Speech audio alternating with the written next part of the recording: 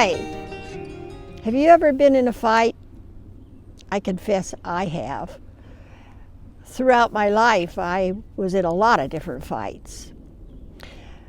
My way of dealing with a situation that upset me, maybe somebody said something that hurt my feelings, or I considered it to be an insult, or worse yet, they should betray me. In my mind, I saw it that way. Maybe it really was, but it doesn't matter. I lashed out. That was my way of dealing with it. I thought that was the honorable thing to do. What else could you do? That's what everybody in my family did. So I learned it real well.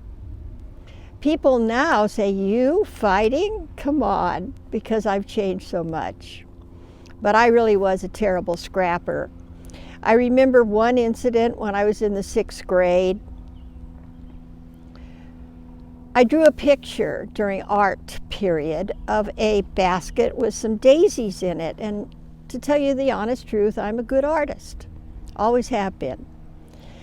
And this friend of mine who sat near me saw my picture and copied it as best she could.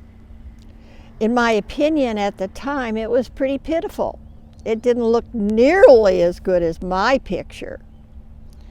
And then a couple months went by. The teacher had always just collected our art, and then toward the end of the school year, this is not a good practice, by the way, he would get the stack and hold up a picture. Whose is this? And someone would claim it, and it took hours to get through the stack of artwork. Well, he held up my picture, and I started to say, "It's mine," but she said, "Oh, that's mine." I said, "Suzanne, that's my picture." And it went back and forth, back and forth, back and forth. And my friends even backed me up. And I went to the teacher and I said, "You know I'm a good artist. You know that couldn't be her picture. It's my picture." He didn't want to have anything to do with it. Just work it out yourselves. Well, you know what? That was the end of the 6th grade. Then she went to different schools after that, and I didn't see her again until after high school graduation.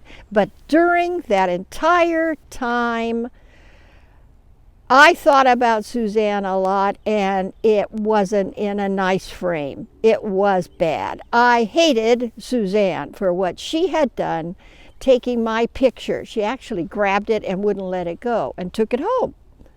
And when her picture turned up, she insisted it was mine. Ooh, was I mad. And I held on to that grudge all those years. I ran it through my mind many times. But when I saw her after high school, she came up to me all friendly. I smiled, I said hi, but still I was simmering. And then finally I realized, how stupid is this? How stupid is this? I've been holding on to all of this bad feeling all this time. And she's just been fine. She doesn't even know. That was when I started to learn not to hold on to grudges. Grudges are poison. Maybe you've heard the story about the little Native American boy who was sitting by himself crying and very disturbed. His grandfather came by and said, "What's the matter?" And the boy told him about how a friend of his had done him an injustice. Grandpa listened and found out it had happened some time back, and the boy was still upset, just like me, about the artwork. And so he shared something with his grandson. He said, "You know, I've been in the same place you're in. I've felt very, very upset about things like that when someone has hurt me, betrayed me in some way. And it's like 2 wolves live inside me. One of them is a very nice guy. He seeks harmony in his relationships. He loves to love. He gets along well with other people. If he has to fight, he's very fair about it. But the other wolf,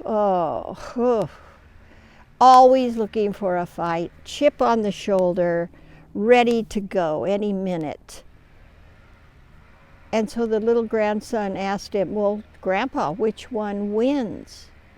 And his grandfather said, the one I feed.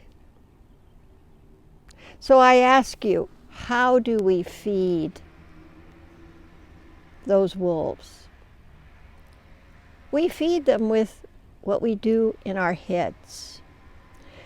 I fed the wrong wolf in the situation with Suzanne, and by the way, that wasn't the only one.